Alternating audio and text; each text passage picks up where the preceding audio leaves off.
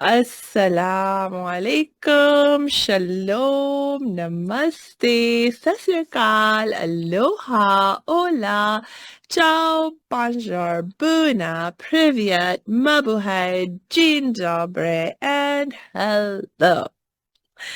It's still Ramadan, although I think we only have one, possibly 2 days left to go. So we are pretty much at the finish line or very much nearing the finish line. And I'm so excited and happy that we are getting to connect one more time today, right now, because I have so much to share with you. So last time, we talked about a lot of different things. We started talking about the idea of why we need to struggle, what is really like the nature of Allah's love for us, and what is hell, what causes suffering. But, of course, there's always room for us to go deeper and improve our understanding even more. And so let's do that. So the question that I've been asking my own self for years and years and years and years, and that I hear so many of us asking again and again, is of course about, well, why do we have to suffer? Why is there so much suffering? Why is there so much evil? And I started to address that last time. And this time I want to give a somewhat different angle, answer that question from a somewhat different angle, and provide more examples, more concrete examples, because I think last time I may have been rather theoretical, and I want to give more practical, real life examples. So when we think about, okay, why do we need to struggle? Why is evil allowed to exist? And so forth. Of course, at one level, if you look at the Quran, an answer that is given on multiple occasions is that, this life is a test. We created life and death so that we may test who among you has the best conduct, who among you has most taqwa, which is God consciousness, and so forth. Like this is like one kind of answer that the Quran gives us on why do we need to suffer and face difficulties in this life, why evil is allowed to exist. So, this idea of, okay, this life is a test. It's not meant to be easy. This is not heaven. Heaven is meant to be a place and a time where there's no evil, there's no suffering, everything's peaceful, everything's happy, even joyful, right? And that's how it's meant to be in heaven for us. But this is not heaven. This is this world, this life. And that's the point of this life, is not that everything be perfect. The point of this life is for us to be tested. And a lot of times, this idea of testing can actually be a little bit confusing as to why does Allah need to test us? Because generally when we think about, like for example, being tested in school or in college, like in an academic kind of context, somebody is trying to verify how much we know, right? And we need to prove to someone how much we know. But Allah is supposed to be all-knowing. Allah is supposed to already know everything. And so why would Allah need to test us?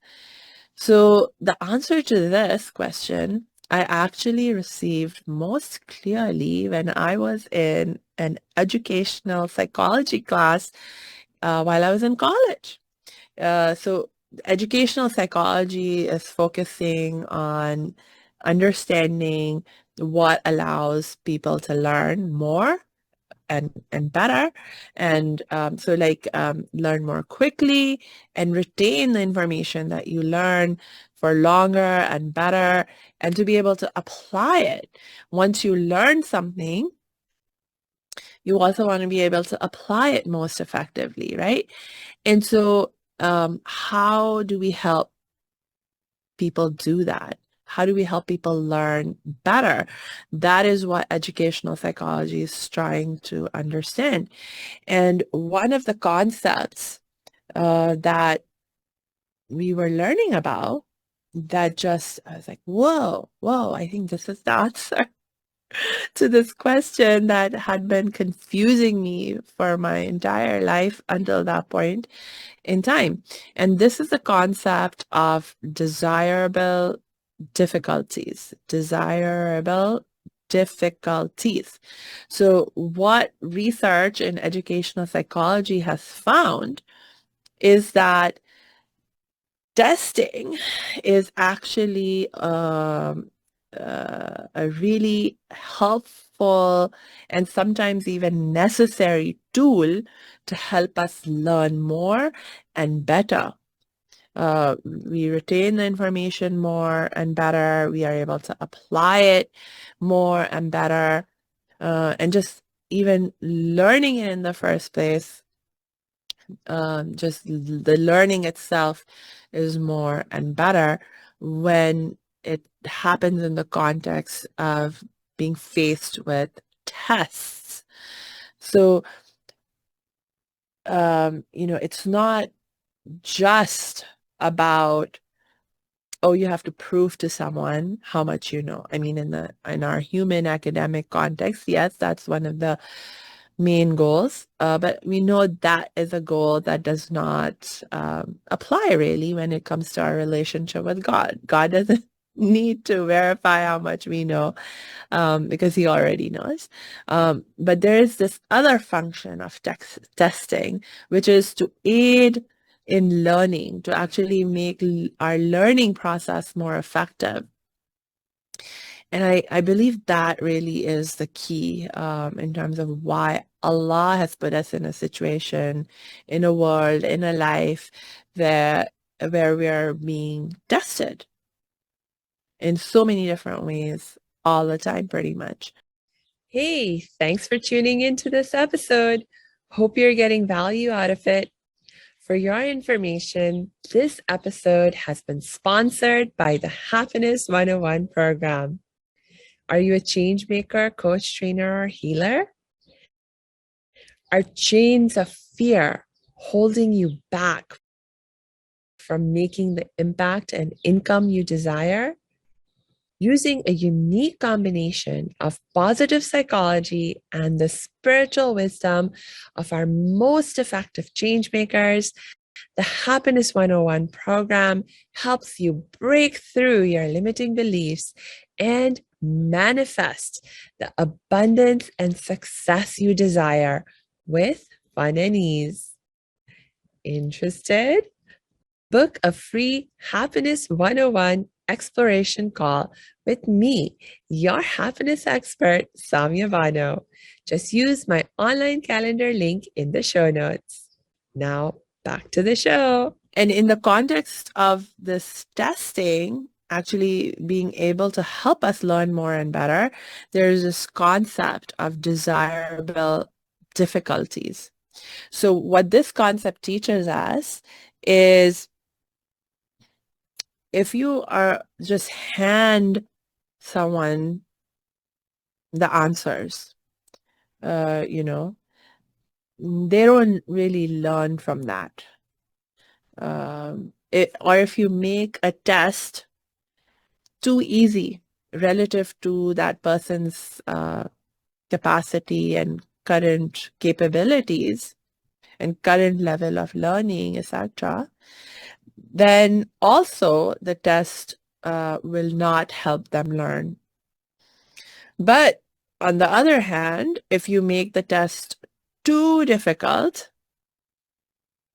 then also it does not help people learn, because then it actually becomes discouraging for people. If, like, for example, if you have a first grader and you give them a test that's designed for a fifth grader or a college student, they're not going to be able to make head or tails out of it, you know, and they will feel very discouraged. If you insist that they take the test and you insist that this is something that they can do, but it's so beyond where their current level of learning is, what their current capacities are, it's not going to be helpful at all, right? And so you actually have to have the desirable level of difficulty. You know, it can't be too easy and it can't be too hard. It has to be the just right level of challenge for your current level, um, to actually then, for the test to then help you learn more and better.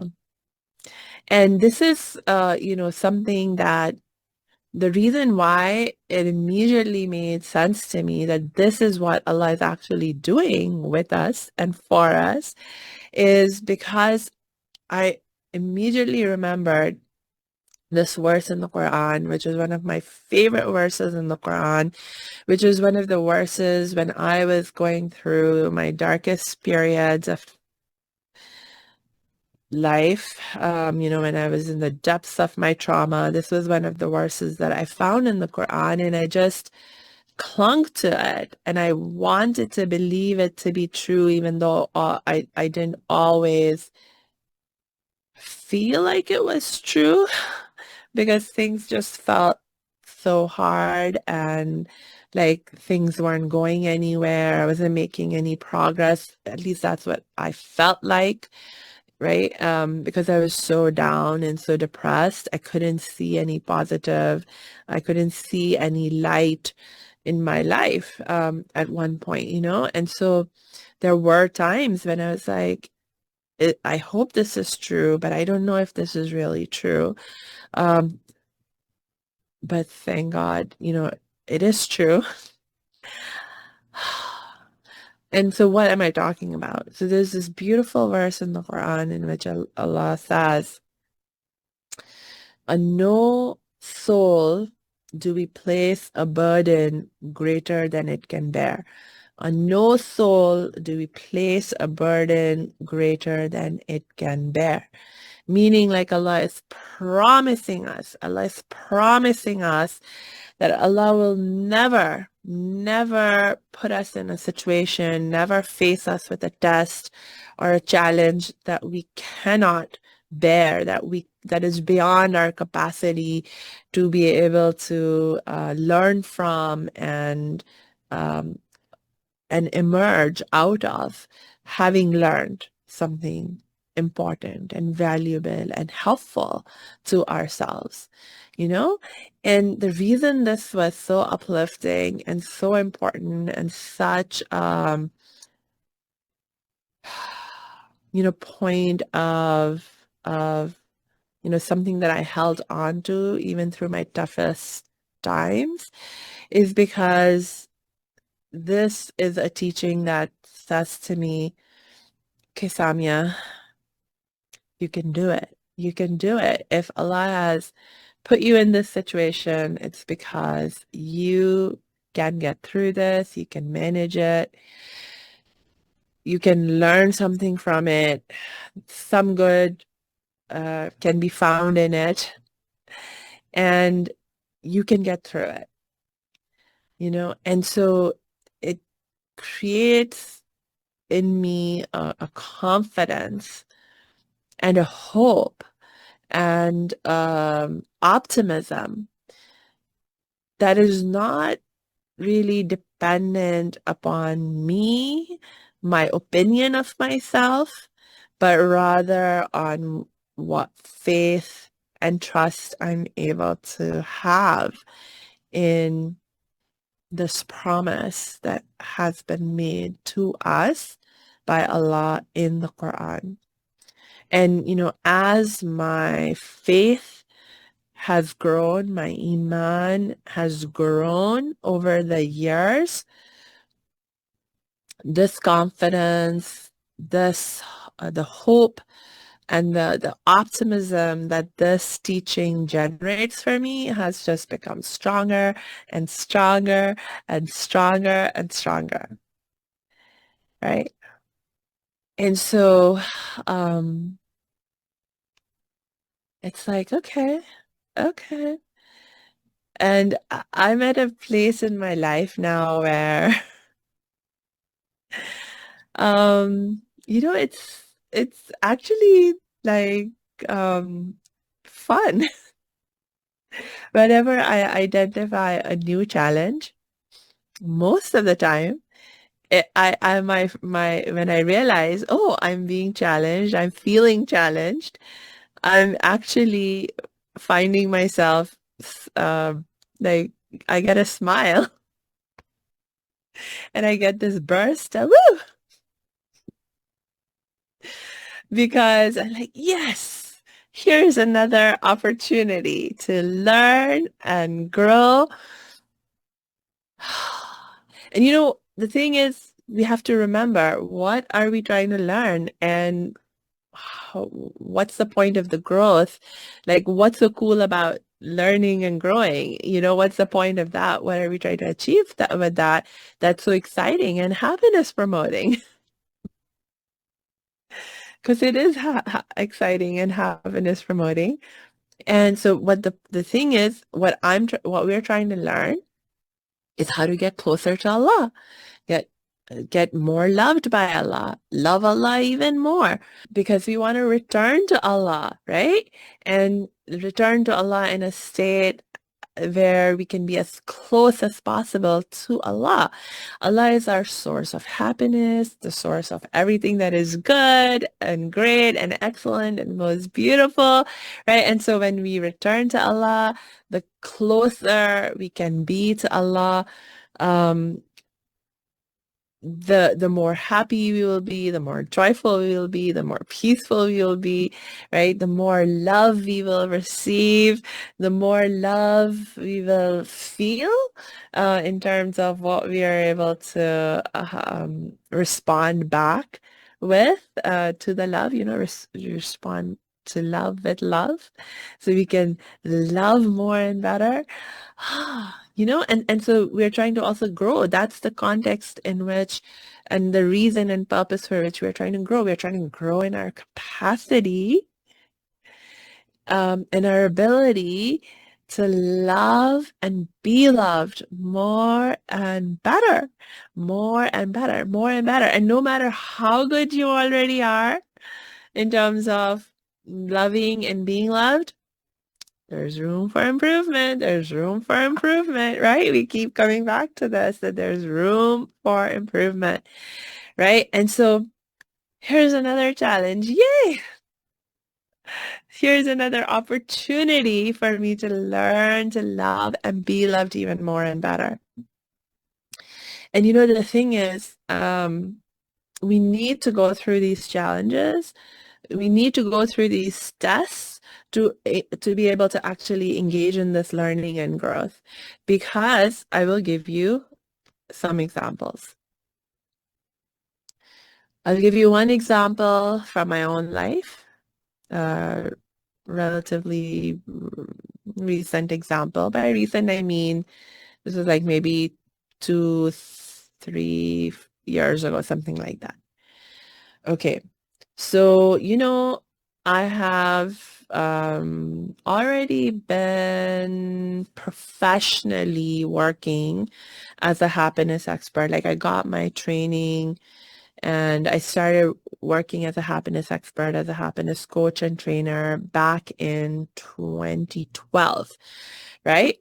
And so by the time it was 3, 4 years ago, I had already been um, you know, I had already been, working professionally in this field. And like for me, what that meant was that I had already been committed to my own happiness, and not just in terms of theoretically learning about it, but actually living it, practicing it, and then also sharing it with other people, which actually creates a really positive feedback loop of when you teach and share what you have learned and you see how it's helping other people feel more happy and joyful in their lives, then it makes you even more happy and joyful, and it motivates you to learn even more and grow even more yourself, right? And so there's this really positive loop that happens. And so I had already been, like making great progress for several years in my life, and I was in a really happy place. I mean, way above average, way above average. I don't want to show off. I don't mean to be showing off about that. I'm just like letting you know what's possible and what was true for me, right? And what is true for me. Um, and I had gotten to a point where I was like, wow, I'm doing really well.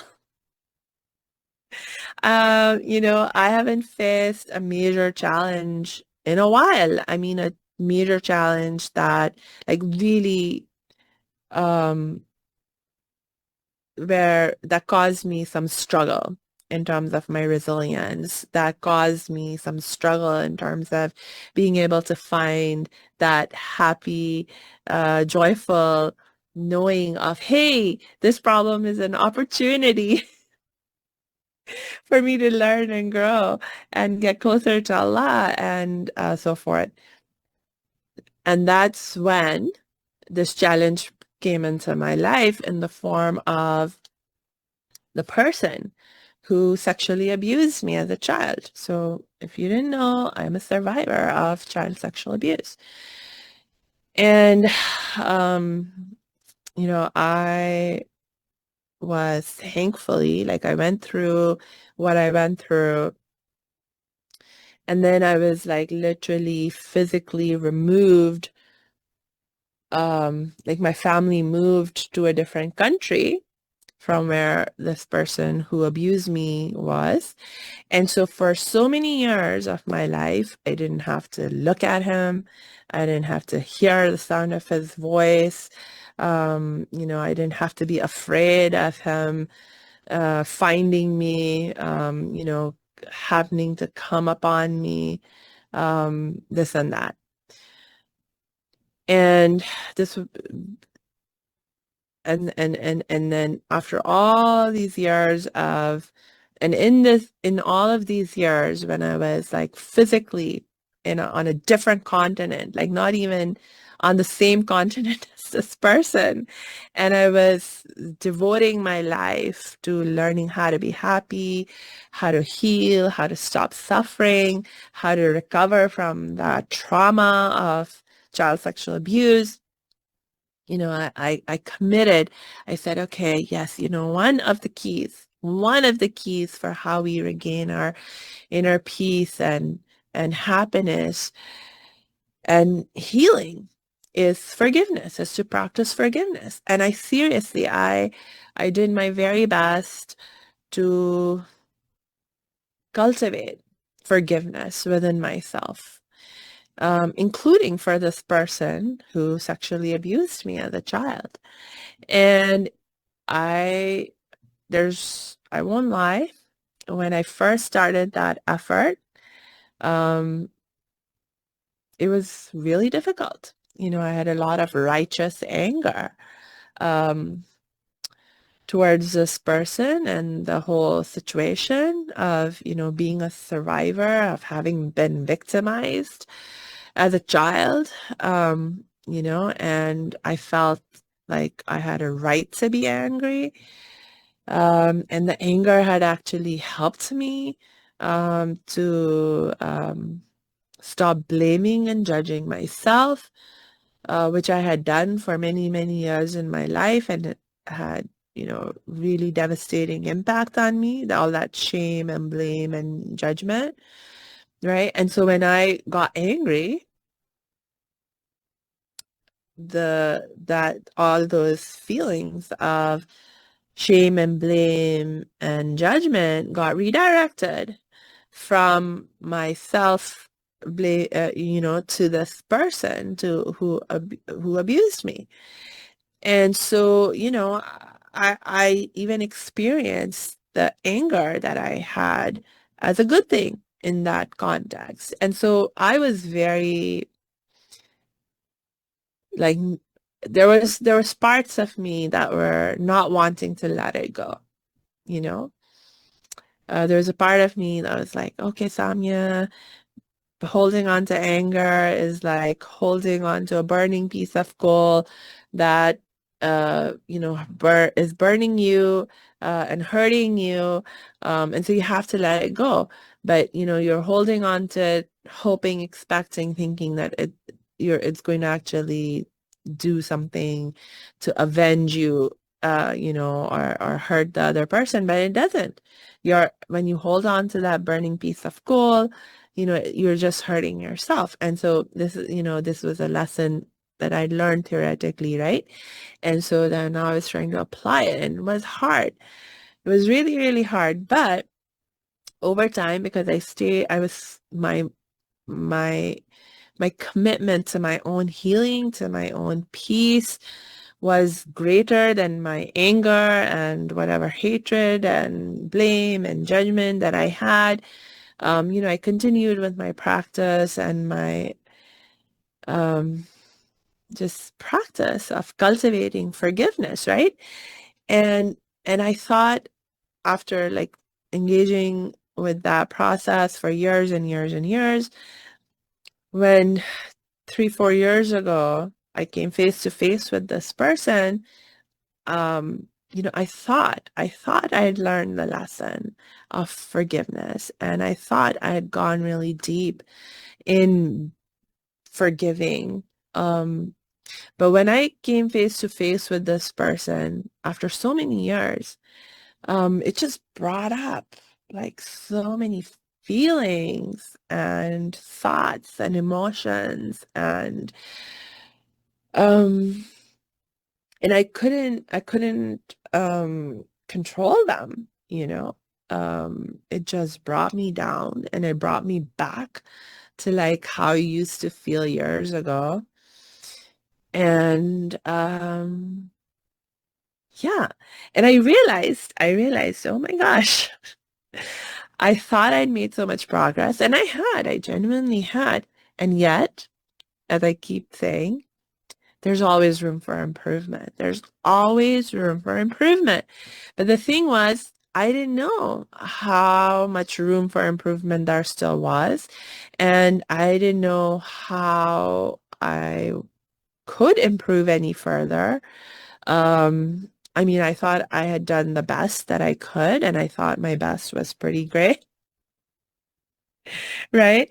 And so Allah said, okay, Samia, though there is still room for improvement, and I want you to improve. I want you to keep learning and growing. I want you to go even deeper and practice forgiveness even deeper, right?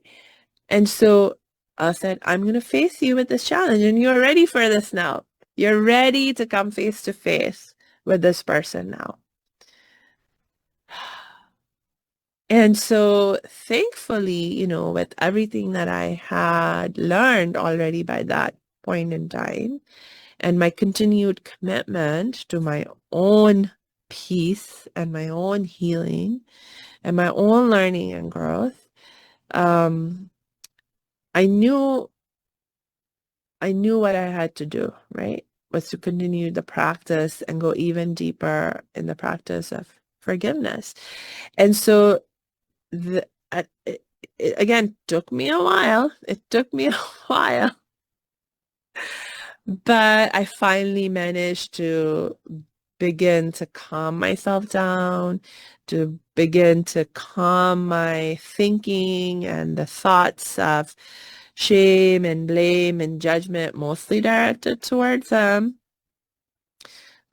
begin to calm them down, begin to replace those thoughts with thoughts of more compassion and more love and more mercy, right? And so on and so forth. And now I'm doing much better. I'm doing much better. Now I think this is like, I will tell you, like, even now, something or the other can happen, and I will remember that person, what they did to me, or various memories related to what they did to me, right? And it's a question of how quickly am I able to bounce back from that? How resilient am I able to be, right? And so now, once again, I'm in a place where I'm able to be pretty resilient. I'm doing pretty well again, right? And then when I'm ready to go even deeper, God will, I don't know how, in this time, God will put me in another challenging situation that will challenge my capacity to be forgiving and compassionate, right? And then I'll get another opportunity to go even deeper. I don't know what that challenge will be yet, because it will come. Maybe it'll come today, later today, or tomorrow, or maybe it'll come next week, whenever. Allah knows best what's best for me, what I really need when I need it, right? And so I know for certain that some challenge will come up, and it'll be for my own good. It'll be for my own good. And through it all, Allah will be there, protecting me, taking care of me, guiding me, loving me, and rooting for me. Allah is rooting for us, you guys. Allah is rooting for us. Doesn't want us to settle. This was one of the Muslim scholars I was listening to a few days ago, talking about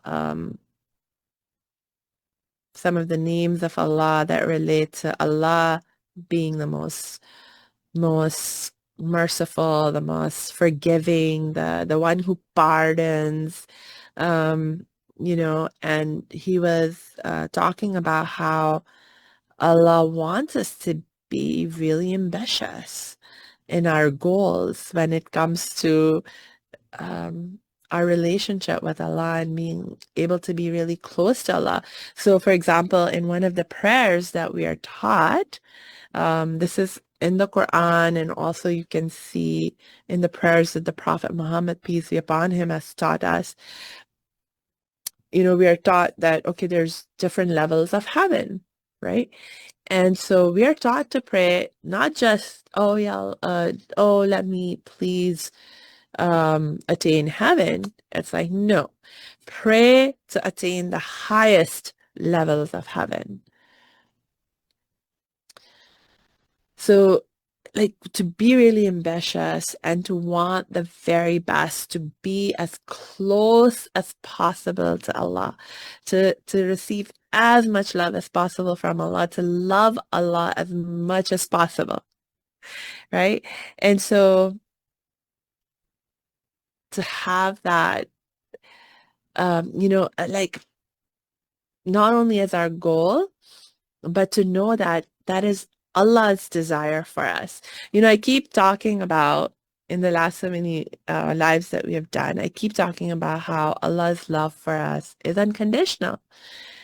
There's nothing that Allah really needs from us. There's absolutely nothing that Allah needs from us. Allah is free of all needs. But if there's anything that Allah wants for us, it is for us to be happy. Yeah, Allah wants us to be happy. Allah wants us to be peaceful. Allah wants us to feel so loved and so cared for, and to know that we are safe and just, yeah, you know, like we're, and that we are connected to Allah Himself. We are like that drop in the ocean. We are the drop and Allah is the ocean. So Allah wants us to know we are one, we are connected. Yeah. Ah. And so Allah is rooting for us, you guys. Allah is rooting for us to just be as close as possible with Allah, to be as loved as we can be, and to love, to feel that love back, because when you feel that love back, that makes you so happy, doesn't it? When you feel loved, when you feel truly loved and you feel truly cared for, isn't that the bestest reason to be happy? Isn't that the best foundation um to for our happiness, the thing that can sustain our happiness the most? Yeah, it is. Like when we talk about, you may have heard about gratitude, the power of gratitude, um, in terms of gratitude making us happy, right? Being the fastest spot to happiness. And actually, this is something that's proven through research in positive psychology, that the fastest way to happiness is through practicing gratitude. When you practice gratitude, it immediately gives you a happiness boost. So now, in positive psychology, I'll tell you, like when I started studying positive psychology and the power of gratitude and how to cultivate gratitude, we were taught different techniques for tapping into our gratitude attitude. So, for example, one technique is to keep a gratitude diary in which you note down everything that you have to be grateful for in your life. And so a lot of times people will note down things like, I have a wonderful family. I have a wife, I have a husband, I have children, or I have a home that's safe and warm and comfortable, or I have enough food to eat. I have access to clean drinking water. I have my health. There's so many blessings that we actually do have that are present in our lives. And when you allow yourself to actually just be aware that you have these blessings in your life, that these things that you have in your life are actually blessings, right? You feel grateful, you feel happy, right? And so there are these different things, all these different things that you can sort of think about and sort of develop an appreciation for in your life. And for sure, it'll help you tap into your gratitude attitude and help you feel more happy. But the thing is that all of these things, if you really think about it, um, you could lose any of them. Anything that you have in your life, you could lose. If it's a person that you love, if it's, access to food, water, health, wealth, whatever, you could lose it, right? And so then you'd be like, oh, what do I have to be grateful for now? What do I have to be grateful for now? Or, these things go up and down. And so if these are the things that you depend on for your happiness, and this is what your gratitude, I mean, if this is the best you can do in terms of what you have to be grateful for in your awareness, I mean, that you're going to hit a limit in your ability to be grateful to feel grateful, to feel happiness as a result of that feeling grateful. And, when times are really tough, like when I was really traumatized and I was like depressed, um, I was surrounded by all kinds of blessings, but I couldn't even recognize that any of those, I mean, it was just all meaningless. The fact that I had a loving mother, and brother and sister and food to eat, and that I was actually physically safe. I didn't have to look at that person who abused me anymore, etc., because I was in a different continent. None of that mattered. It wasn't enough. It wasn't enough. But what is enough? What can be enough? No matter how dark, how depressing a situation is, what can be enough? That is feeling loved. That is feeling cared for.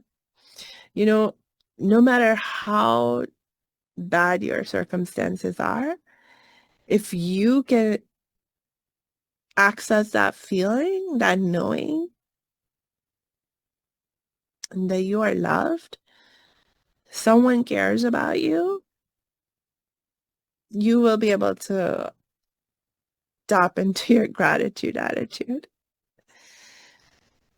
And you will be able to find happiness in your heart. You will.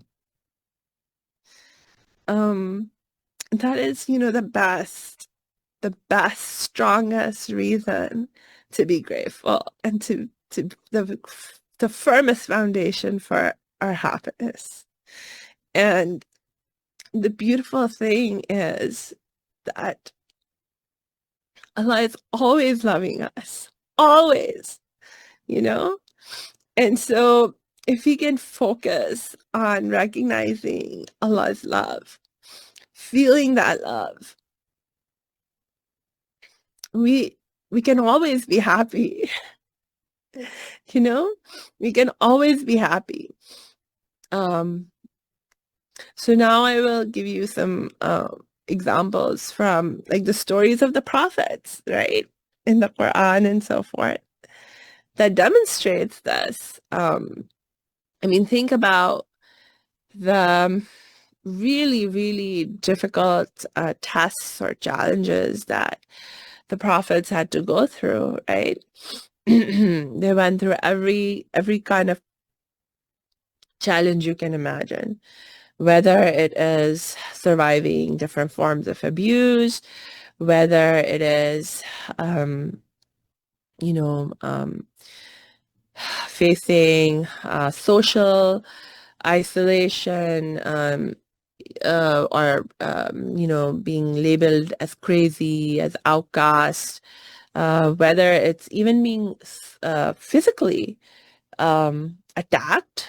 There were, prophets that are mentioned in the Quran, messengers and prophets that were literally killed, that died, because people were, you know, uh, so threatened by them. I mean, think about Jesus, right? Think about the Prophet Muhammad got poisoned. There were multiple attempts on his life, actually. At the end of his life, when he got sick and he passed away, of course, we know that ultimately you die when it's your time, and Allah decrees that it's your time. Everything else is just an excuse. But the worldly excuse for why he got sick in the days preceding his death was that he got poisoned by someone who wanted to kill him, right? Or think about, the way that Jesus was treated, and like how people plotted to kill him, right? And so on and so forth. Facing war, you know, facing famine, you name it, like facing the death of your children, your wife, your you name it, any suffering you think of, that you can think of, facing genocide. Okay, the prophets and the people in those who were with the prophets, they faced it. They faced those challenges. I mean, think about the Jewish people, right? With the Pharaoh, enslaved, being subjected to ethnic cleansing, genocide. I mean, Muslims face that too, by the way. But the point is, think of the worst tests, the worst trials, the most challenging tests and trials. And the prophets faced it. The people who were with the prophets faced them. And they overcame it. They overcame it. And they didn't just overcome them, they've emerged victorious. You know, even the prophets that were killed, that died like the Quran gives us this perspective that we don't think of what happened, their death, we don't think of it as a tragedy. We don't think of it as a bad thing, because, you know, death is something that happens to all of us. We're all going to die one day. It's something we're all moving closer and closer to every moment of our lives, right? And so death in itself is not a bad thing. If anything, it's us returning to our Lord. So it's actually a good thing, right? So the fact that, you know, people may die, that's not the problem. The problem is that while you were still alive, what was your attitude? Were you learning? Were you growing? Were you able to utilize the challenges, the tests that Allah put you in to learn and grow, which is the purpose of our lives, which is why Allah has put us in these situations in the first place? Or did we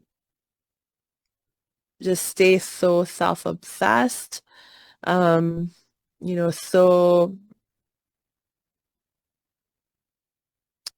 you know, like focus on our own problems, our own sufferings, our own thoughts, concerns, priorities, whatever they are, our own desires, wants, that we totally missed the point of it all and didn't actually manage to learn what we needed to learn and grow in the ways that we needed to grow, you know? So if so it does, you know, so when we think about who's successful, what success is, how do we know if someone has been successful in their life or is being successful in their life? You can't measure that, or realize or recognize success by any worldly type of criteria, like, oh, how much money do they have? How many children do they have? Do they have a good job? Do they have a good home? None of that matters. It doesn't really. I mean, from a spiritual perspective, you could be really rich. You could have like a thriving, you know, family in terms of like lots of children and stuff to, you know, carry on your name or whatever else it is that you value. You know, you could have all of that material stuff, but you don't feel loved. You don't feel love for anyone else, or you're stagnant, you're not growing in your capacity to love and be loved, um, then you're a failure. If you're not growing in your happiness, you know, in your ability to be more and more grateful, to be more and more compassionate. If you're not growing in these ways, if you're not learning these lessons, then you're a failure. No, and it doesn't matter how much money you have, how many children you have, how many this or that you have. None of that matters. And on the other hand, like just think about the Prophet Muhammad, peace be upon him. Financially, he kept nothing. He had access. He could have chosen to have all kinds of riches, to live in all kinds of comfort, but he didn't want it because he knew that's not what was important. That's not what makes us successful, either in this life or in the hereafter. I mean, think about Jesus. Think about prophet, any other prophet, Abraham, Noah, you name it. None of them, I mean, we only know about one prophet that's mentioned in the Quran who was actually wealthy and in a position of great power in the context of how these things are judged in the world. And that was the Prophet Suleiman, who was a king. He was a king and he was extremely rich and extremely powerful as a king. I believe in the biblical context, that would be Solomon. I believe that's his name in the Bible. Well, in the Quran, he's called Suleiman, right? So he's the only prophet that we know of who was actually rich and powerful in this world in terms of being a king and stuff. Every other prophet, if you looked at what they had and their status and station in life, you'd be like, oh, they're like beggars, you know? I mean, the Prophet Muhammad, peace be upon him, wore patched clothing. He swept, he washed dishes, he swept the floor, like did all this housework and stuff, right, for himself. There were days when he and his family went hungry, or all they had to eat was maybe a date or two, you know? And so from like a worldly perspective, they were like paupers. They're nothing. He had nothing. But spiritually, from a spiritual perspective, we know that he was the most rich, living the most abundant, rich life, and he was, and even after his death, so that, like I mentioned, if you think about it just from if you don't have the spiritual perspective, you'd be like, oh, so tragic. Somebody poisoned him and killed him. Um, and before he died, he died still living like a beggar, like a pauper, like without any material wealth to speak of. All his sons died. So there were, like, in the Arab culture, Prophet Muhammad, peace be upon him, he was Arab. They would actually the lineage passes through sons, right? It's a patriarchal, can never say the word.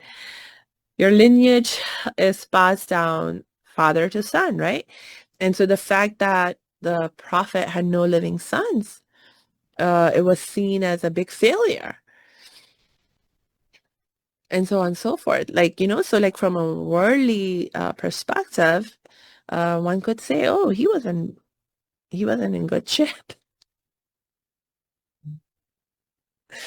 But that's not what we know. Like, we know that's not what's really important.